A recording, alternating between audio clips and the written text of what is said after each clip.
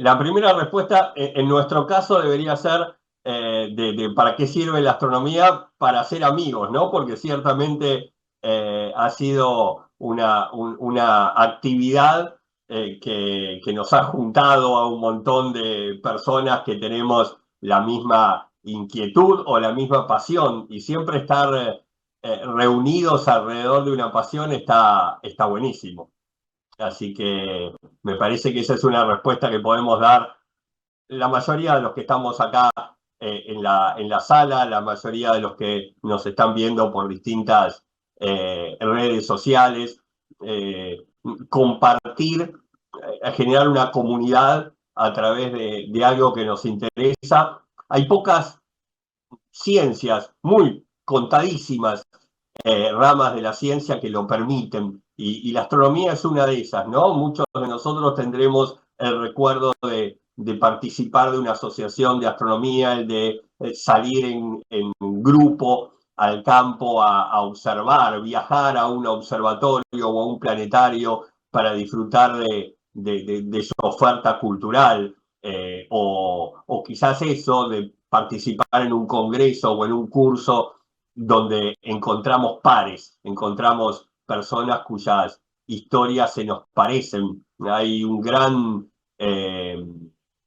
educador que nos dejó hace poquitos años, que se llamaba Ken Robinson y que hablaba de, bueno, la tribu a la que pertenecemos, ¿no? Probablemente los que nos estamos haciendo el tiempo para festejar el Día de la Astronomía con este evento, formamos parte de la misma tribu, esa que cuando habla de astronomía no habla de un trabajo en el sentido de lo fatigoso o lo sufrible de pasar el tiempo con él, sino todo lo contrario, donde las horas realmente las dedicamos con gusto y se pasan muy rápido cuando estamos hablando de estos temas. ¿Para qué sirve la astronomía como ciencia, o ya fuera de lo particular de cada uno de nosotros? ¿Para qué sirve o ha servido a la humanidad? A mí me gusta siempre hacer la broma de que, bueno, sirve para comer, ¿sí? La astronomía nace para darle al hombre un ordenamiento, un encontrar los patrones repetitivos en el cielo, esas constelaciones que volvían a estar arriba de nuestras cabezas, ese punto donde el sol volvía a salir exactamente por el mismo lugar del horizonte, esa luna que volvía a tener la misma forma en el cielo. Todo eso nos generó la posibilidad de armar relojes y calendarios, ¿no? Relojes de sol o relojes adaptados a algún grupo de estrellas, como son los nocturlabios, los astrolabios, y calendarios. En la mayor parte de las culturas, una mezcla de reproducir los movimientos aparentes del sol y de la luna para armar nuestra forma de medir el tiempo y organizar nuestra vida cotidiana. Yo siempre hago una caricatura de que la astronomía nace para saber cuándo sembrar, cuándo cosechar y cuándo rezarle a algún dios para que no se me enoje. En definitiva, esa mezcla de lo productivo y lo espiritual, de alguna manera tiene el origen en la astronomía, y dejamos de necesitar movernos por grandes extensiones en el mapa para poder asentarnos organizadamente en un lugar alrededor de ese calendario provisto por la astronomía. Empezamos allá en la Mesopotamia asiática, entre los ríos Éufrates y Tigris, a armar una observación sistemática del cielo, no mirarlo cuando un objeto estaba favorable para verlo. De hecho, como hacemos en la actualidad, ¿no? En la actualidad miramos Marte cuando está relativamente cerca, en oposición, o nos interesa el Sol cuando tiene mucha actividad, o la Luna cuando hay eclipse, pero en realidad estos pueblos asirios, sumerios, babilónicos, en definitiva, observaron todo el tiempo, durante mucho tiempo, un mismo objeto, y pudieron armar una cosmovisión muy efectiva con esa observación sistemática del cielo. Esas observaciones que también registraron, como lo hacemos hoy, ¿sí? En tablas cuneiformes aparecen listas de estrellas, ¿sí? Catálogos de estos objetos, reglas para armar un calendario, tablas para armar un reloj de agua o los esquemas para armar el de sol, en un cielo que entendíamos por aquel entonces nos daba señales, que formaba parte de nuestra vida cotidiana cuando no teníamos los cielos lumínicamente contaminados que tenemos hoy, ese manto oscuro tapizado de estrellas a la noche era ciertamente parte de nuestro entorno, ¿sí? Así que comenzamos a orientar nuestras construcciones a esos puntos importantes en el cielo. Acá vemos templos egipcios, ¿sí? Uno de los más conocidos es el templo de Karnak, y vemos una calle donde termina en una puerta y en esa puerta está orientada perfectamente a la salida del sol, ¿sí? Durante el solsticio del verano, el día que comienza el verano para el mundo egipcio. U otra puerta exactamente contraria, ¿sí? En la otra punta de nuestra órbita alrededor del Sol, en el día que comienza el invierno. Estas alineaciones, ¿sí? Constituían a estos edificios no solo en un reducto religioso o de culto o de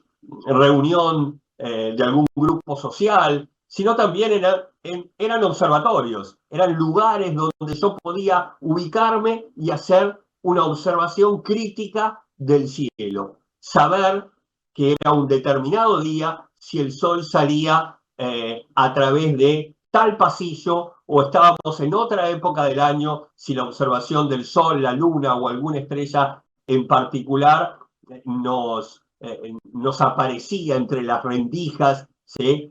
O hitos de alguna construcción que se había hecho a tal efecto. Así empezamos a poblar el cielo de estrellas a través de distintas cosmogonías. Esta es otra vez una representación de los egipcios y Nut como si fuera una mujer que nos está envolviendo con ese manto de estrellas.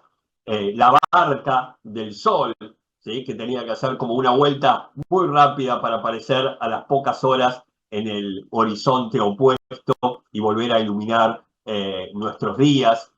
Y armamos los primeros mapas de estrellas, ¿sí? Acá en el templo en Dendera, una suerte de planetario de piedra antiguo, ¿sí? Un techo abovedado donde están dibujadas las constelaciones que veían los egipcios. Y todos los pueblos vieron constelaciones diferentes, todos los pueblos pusieron en el cielo sus anhelos y las cosas que temían, ¿sí? Su vida cotidiana, las cosas que deseaban y necesitaban tener cerca todas las noches, las cosas que temían y más vale ubicarlas lejos.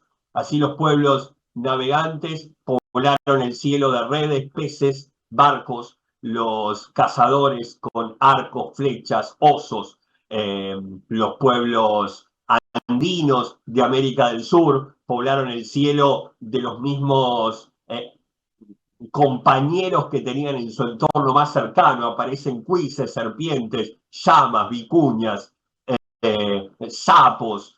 En definitiva, el cielo era de algún modo el reflejo de lo que encontrábamos todos los días. La astronomía, por supuesto, nos sirvió siempre, y aún hoy lo hace, para orientarnos, ¿sí? En la Tierra o cuando el hombre empezó a surcar los mares, empezar a ver a qué altura se encontraban las estrellas, me daba el indicio de en qué lugar del globo yo me encontraba, qué tan alto o bajo estaba yo con respecto al Ecuador, del mismo modo que podían estarlo las estrellas en una representación de cuadrícula como la que armamos en nuestros mapas. ¿Sí? Así aprendimos justamente a medir el cielo, a medir sus grados, sus minutos y sus segundos, o sus horas, minutos y segundos para las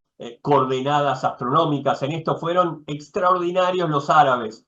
Si repasamos en nuestra mente los nombres que recordamos de estrellas importantes, la mayoría vienen de esta cultura, ¿sí? Al-Nitak, Al-Nilán y Mintaka para las Tres Marías, Betelgeuse para la estrella roja brillante de esa misma constelación de Orión, Regulus. Encontramos un montón de objetos que me recuerdan que esos mapas que armaron los árabes, esos instrumentos que armaron los árabes para medirlo, porque en realidad nos llegaron astrolabios, sextantes, cuadrantes, o fíjense este instrumento muy simple, ¿no? Es una especie de ballestilla, son dos varas graduadas, ¿sí? Para poder medir cuán distante estaba un objeto de otro, o del horizonte, o del punto que yo tuviera exactamente arriba de mi cabeza. La astronomía nos ha servido para saber cómo es nuestro propio lugar, cómo es la Tierra, ¿sí?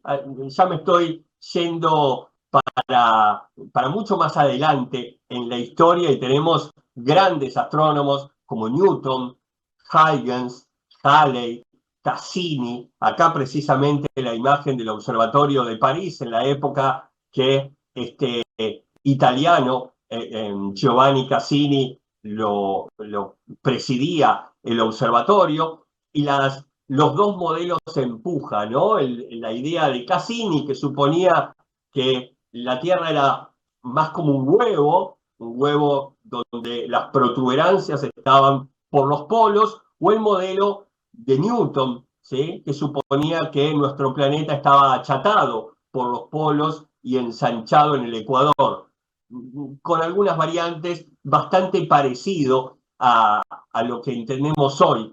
Nos acerca más en nuestro planeta a una figura geométrica. También tuvimos los problemas para determinar cuál era nuestro lugar en el mar o en la tierra. La latitud era muy fácil, ¿sí? Siempre un grado correspondía a 111,12 kilómetros en cualquier parte del mundo, no así la longitud, que había una correspondencia de 110 kilómetros por cada grado de longitud, ¿sí? Pero solo en una parte del mundo, solo en el Ecuador. A medida que bajaba o subía del Ecuador hacia los polos, ese grado de longitud correspondía a cada vez menos espacio en el mapa, en tierra o en agua, ¿sí? Y en definitiva, esta situación llevaba a accidentes de los buques, a muertes de sus tripulantes y a pérdidas cuantiosas de las coronas, sobre todo, que se hacían a la mar, ¿sí? Portugueses, españoles, holandeses, británicos, armaron una suerte de concurso a ver quién podía, desde el lado de la astronomía o desde otra rama de la ciencia, solucionar el tema de la longitud. Y así fue como incluso la corona británica armó una junta de la longitud, presidida por quien le da nombre al cometa más famoso de la historia, Edmund Halley, y hasta puso un premio alto, ¿sí? De 20.000 libras esterlinas para quien lo solucionara.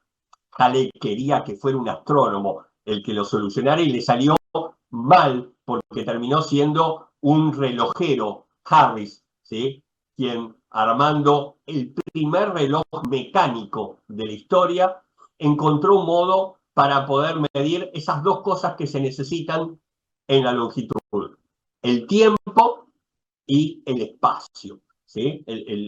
Lo que yo me trasladé y el tiempo que tardé en trasladarme. Así siempre esperamos, ¿sí?, tener del lado de la astronomía algún reloj en el cielo que nos diera las mismas oportunidades que nos armaba el reloj de Harris. Y lo pensó Galileo Galilei. Él dijo, las 4 lunas que giran alrededor de Júpiter, que acabo de descubrir, funcionan como una suerte de reloj. Esas lunas siempre giran en el mismo periodo, en la misma velocidad, alrededor de aquel planeta, ¿sí? Y si yo conozco esos periodos y veo la posición que se ubican estas lunas con respecto al disco del planeta, en definitiva tendré algo así como un reloj para poder observar desde cualquier parte del mundo en que yo me encuentre. Y, y claro, esto tenía que utilizarse en los barcos, y en los barcos la cosa de la observación astronómica era muy complicada.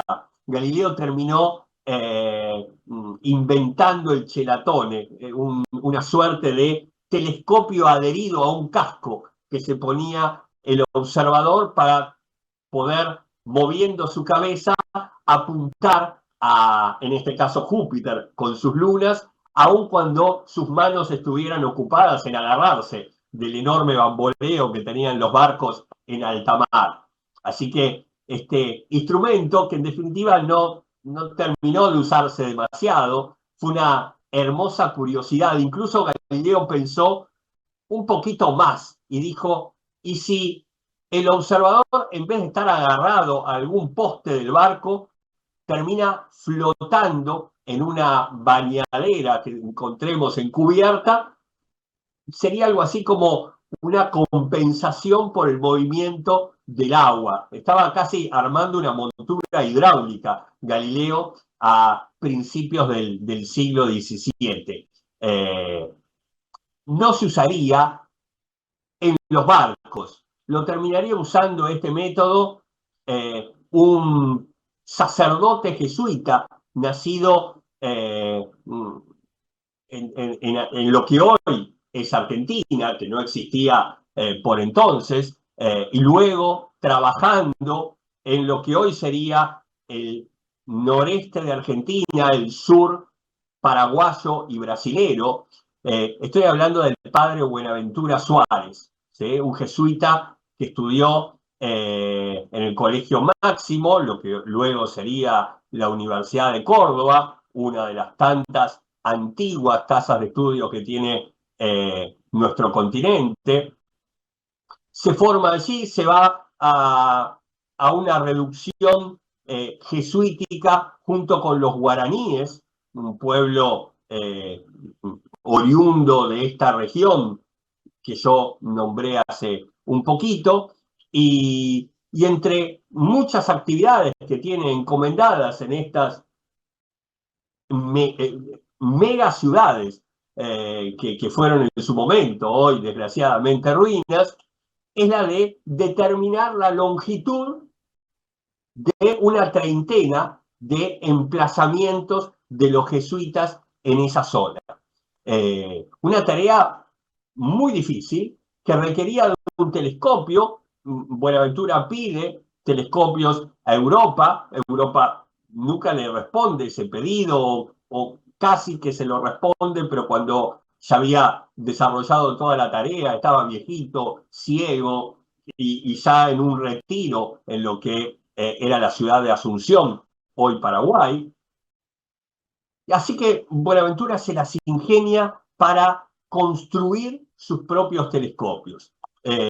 Lo hace con los aborígenes del lugar y lo hace con estas cañas enormes que crecen en ese entorno. Llega a armar telescopios con cristales de cuarzo pulidos, muy posiblemente ayudados también por los propios ríos caudalosos que pulían naturalmente alguna de estas piezas, en esas cañas para que fueran totalmente rectas, seguramente ayudado por agarraderas de hierro fundido, el mismo hierro que usaba Buenaventura para fundir y armar las campanas de cada una de las iglesias de cada una de estas trentenas de reducciones jesuíticas en el lugar. Y Buenaventura arma telescopios de hasta 22 metros de largo. Hace observaciones extraordinarias. Con las lunas de Júpiter determina la longitud de todos esos sitios con enorme precisión. Compartía Buenaventura sus observaciones con científicos como Celsius, como Halley, probablemente también con Newton, al cual él le traduce el libro de Los Principias al portugués. El primer científico moderno de todo el continente americano. Buenaventura termina publicando sus estudios en la Royal Society 3 años antes que en Francia lo hiciera Benjamin Franklin. Así que es de todas las Américas el primer científico en la visión moderna como tal, ¿no? Y ahí el libro El Lunario de 100 años de Buenaventura. ¿Para qué más sirve la astronomía si no es para mostrarnos cómo es nuestro planeta, ubicarnos en él, ordenar nuestras vidas? En definitiva, hoy sirve mucho para conocernos, para conocer esa historia del sistema solar que hoy vemos reflejado en los exoplanetas. Una historia de descubrir planetas alrededor de otras estrellas que arranca hace un montón, en 1991, cuando descubrimos un planeta, en realidad fueron 3, girando alrededor de una estrella muerta, de un púlsar. Años más tarde, en 1995, se descubriría el primer planeta girando en torno a una estrella que se porta bien, a una estrella como el Sol, una que en su interior, en su núcleo de millones de grados centígrados y enormes presiones, transforma un elemento químico en otro, fusiona átomos de hidrógeno para que se conviertan en helio y en ese proceso emitir luz, calor, ¿sí? y algunas otras partículas también que emanan de las estrellas. Alrededor de una estrella entonces de ese tipo, en 1995, descubríamos el primer exoplaneta. Hoy la cuenta ya va a más de 6.000 y muchos de ellos, como lo comentó Alfredo hace muy poquito, muchos de ellos nos van contando incluso qué tan particulares somos nosotros, qué tan poco probable es que los planetas chiquitos estén apiñados cerca de la estrella y los planetas gigantes estén casi duplicando sus distancias alrededor del astro al cual le giran, como es en el caso de los 8 planetas con respecto al Sol. ¿Qué tan distintos pueden ser los objetos muy masivos, calientes, ¿sí? girando en torno a sus estrellas, acoplados gravitatoriamente con el hecho de que siempre le dan la misma cara a su Sol y hay otra que está hundida en el frío y la oscuridad del espacio? Nos cuentan cómo es el escenario de formación planetaria, que ese sí nos confirma que nuestras ideas de hace décadas de una nube de gas y polvo en rotación que dio origen a los planetas alrededor del Sol hace más o menos 4.600 millones de años, eso sí estaba bastante acertado, ¿sí? Y tenemos que hacerle muy pocas correcciones para que pueda explicar lo que observamos hoy. Así que mirando hacia afuera, pareciera que nos empezamos a conocer mejor a nosotros mismos. Yo creo que la astronomía sirve para soñar también, sirve para ver cuánto hemos avanzado, cuán rápidamente lo hacemos ahora que los cambios se dan de un modo extraordinario. Hay un dato que a mí me gusta repetir y es el 99% de los hombres y mujeres que han generado conocimiento en la historia de la humanidad, todos, ¿sí? Desde esos antiguos observadores de la Mesopotamia asiática con los que comenzamos la charla, hasta Einstein, Marie Curie, Maxwell, o los que se encuentran hasta hace muy poquito aportándonos conocimientos, todos suman el 1% del total. El otro 99% es contemporáneo a nosotros, está en este momento generando conocimiento. Por eso la humanidad aprende hoy de forma exponencial. Los cambios que antes se daban en algunos cientos o miles de años, hoy se dan en décadas o quizás en menos. Vivimos una época extraordinaria de conocimientos astronómicos, de revoluciones tecnológicas. Estamos a 1, 2, 3 años de que una nueva generación de telescopios con tecnología mucho mejor que los anteriores revolucionen, estoy seguro, la astronomía, nos muestren objetos y fenómenos astronómicos que hoy nos pueden resultar impensables. Estamos en la época que volvemos a la Luna, que estamos ya pensando en Marte, que seguramente en la próxima década varias, ya no dos como en la actualidad, varias estaciones espaciales surquen la órbita media de nuestro planeta y allí se desarrolle más la ciencia, también nazca una nueva forma de turismo, el turismo espacial, que hoy es muy incipiente, puede encontrar en estos espacios la posibilidad de que ya no una, una docena de personas, sino algunos cientos o por qué no miles, vean a la Tierra desde esa perspectiva única que conseguimos a unos 400 o 500 kilómetros de altura.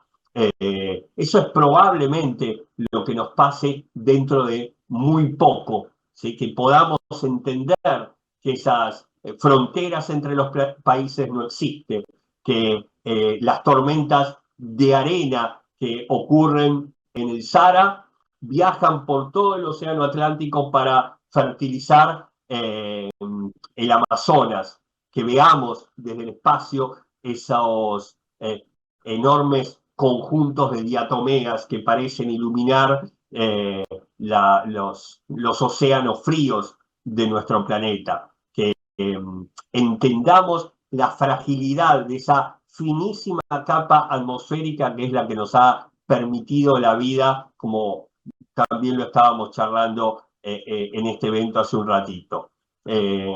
Esta es la época que vivimos, la época en la que justamente podemos soñar con lo que tiene la astronomía para regalarnos, soñar con convertirnos en una especie que salga, ¿sí?, de ese planeta donde nació y empiece a armar bases de investigación en la Luna. Probablemente la Luna sea en la próxima década un lugar parecido a lo que hoy es la Antártida, un lugar donde algunos países podemos ir, armar una base, trabajar allí, aprender cosas que en ese entorno son más favorables de estudiar que en otro, generar recursos y seguramente, ¿sí?, como lo ha hecho la astronáutica hasta hoy, mejorar nuestra vida cotidiana, entendiendo a esto como generar tecnologías, ¿sí?, que nos hagan la vida mucho más fácil desde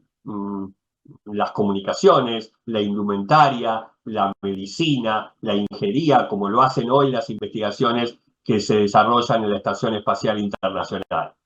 Es muy posible que en pocos años estemos viendo como una posibilidad real viajar a Marte. En definitiva, me parece que ahí tenemos algo muy interesante. Tenemos una empresa, un objetivo difícil tecnológicamente, muy desafiante en lo económico, y probablemente esa sea la parte mejor, una empresa que nos pueda unir como humanidad, donde probablemente no sea suficiente el conocimiento y los recursos de unos, sino más bien el trabajo coordinado de muchos actores, de muchos países, de muchos científicos, de otras profesiones, que nos pongamos en la mira de convertirnos en una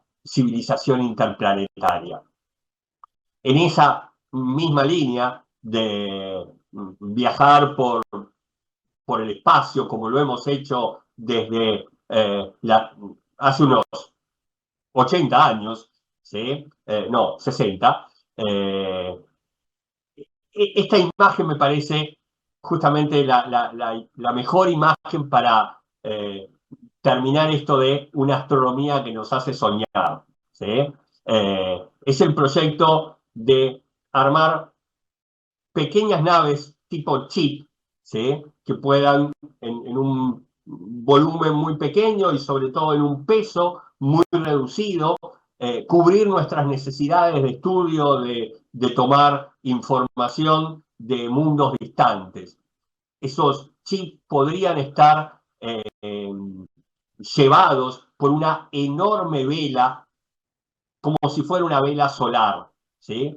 De hecho, acelerada por un pulso láser que hoy perfectamente podría enviar ALMA, el observatorio del submilimétrico más grande del mundo, ubicado en la meseta del Chainantor, en el norte chileno. Y lo bueno es que cuando desarrollemos en los próximos años la tecnología para armar esta vela, cuando podamos reducir una nave espacial al tamaño de un chip, en cuanto al costo económico será medianamente lo mismo armar una o armar 50. Mandar una nave al planeta que gira en torno a la estrella más cercana al sistema solar, como es Próxima Centauri, o enviar decenas de estas naves a la veintena de estrellas más cercanas al Sol. Empezar de verdad a explorar al menos nuestro entorno más próximo, ¿sí? De la Vía Láctea, de esa estructura enorme en la que estamos inmersos y esa a su vez como una de cientos de miles de galaxias que hay en el universo. Pero para eso sirve, creo, la astronomía, para haber alzado hace algunos miles de años la vista al cielo y preguntarnos qué eran esos puntos luminosos que tenía sobre mi cabeza. Empezar a arriesgar con algunas respuestas. Hay una respuesta que a mí me encanta y es que cada punto luminoso que yo veía en mi cabeza era una fogata y que mi fogata, esa que me estaba calentando durante la observación, se vería igual desde lejos. En definitiva, creo que esta hermosa metáfora tendrá sentido el día que hagamos el descubrimiento de la historia de la humanidad. Si llegamos a descubrir pronto o más tarde que hay vida fuera de la Tierra, ese punto luminoso será la fogata de otro que se está preguntando lo mismo que nosotros al mirar el universo. Ha servido para hace 35.000 años en un hueso armar primitivas marcas con algún cincel que nos mostrara el paso de las lunaciones y armara nuestro primitivo calendario. Ha sido el que nos permitió descubrir nuevas tierras cuando pudimos salir del recorrido de las costas para adentrarnos en el mar guiado por las estrellas. ¿Sí? Allá me acuerdo un libro de Copérnico. Copérnico tenía 19 años cuando Colón descubre América y se equivoca en su libro. Dice, nuestro planeta es más tierra que agua, porque a toda la tierra que conocíamos ahora está el nuevo mundo descubierto por aquel navegante, ¿sí? Luego fuimos aprendiendo bastante más de nuestro planeta, empezamos a mandar naves a otros planetas para descubrirlos, para conocer sus secretos, para aprender incluso que no eran en algunas condiciones tan diferentes al nuestro, y ahora nos sirve para empujar la tecnología, empujar nuestros sueños y tratar de convertir lo que hasta hace muy poquito era ciencia ficción en una realidad. Así que no sé, Edgar, si logré responder la pregunta de ¿para qué sirve la astronomía?